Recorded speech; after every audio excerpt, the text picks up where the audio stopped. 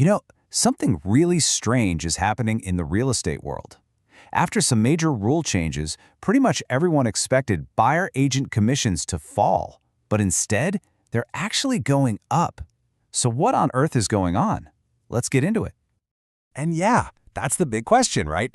All the experts, all the analysis, it all pointed in one direction. But the market, it did the exact opposite.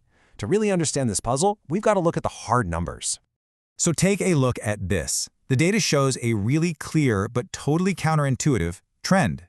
The average commission for a buyer's agent actually went up over the last year, from 2.36% to 2.42%.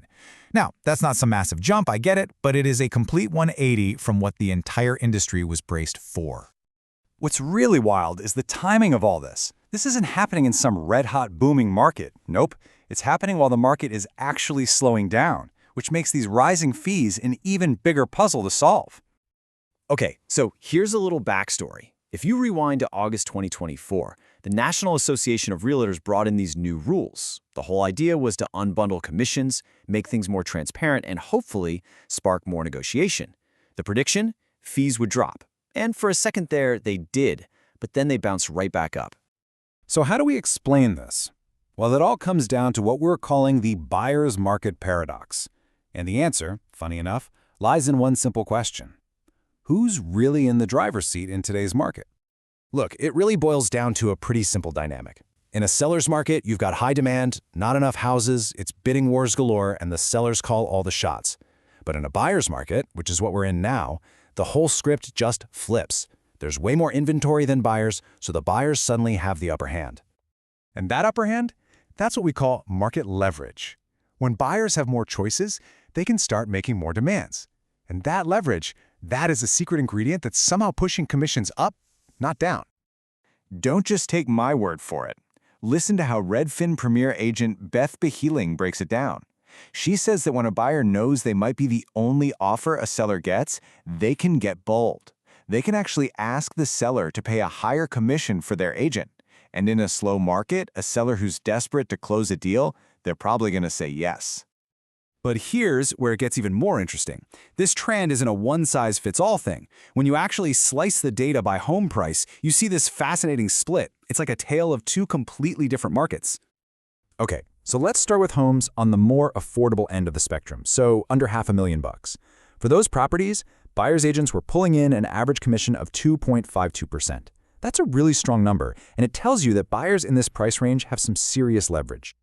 Now let's contrast that with the luxury market. For homes selling for over $1 million, that average commission drops to 2.22%. It's still a really healthy rate, and it's also on the rise, just not quite as fast. I mean, let's be real, the total dollar amount on those sales is already pretty huge. And this chart right here, this proves it's not just some weird one-time spike. If you look across all of 2025, you see this slow, steady, upward creeping commissions for both price tiers. This isn't some anomaly, it's a consistent trend being driven by this buyer's market. So that brings us to the big question, right? What happens next? Is this just the new normal, or is this whole thing a temporary blip before commissions finally do what everyone thought they would and start to fall? Well, one huge reason this trend might actually stick around comes down to good old-fashioned industry habits.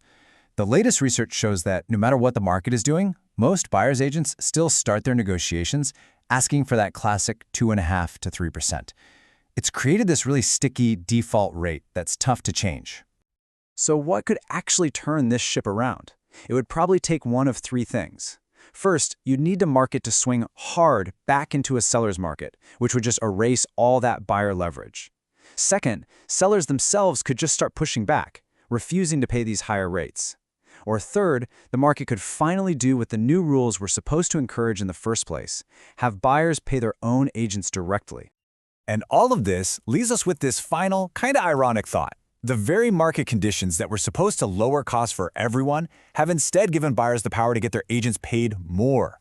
So you have to wonder, is this just a temporary quirk? Or is the 2.5% commission now just a permanent feature anytime buyers are in charge?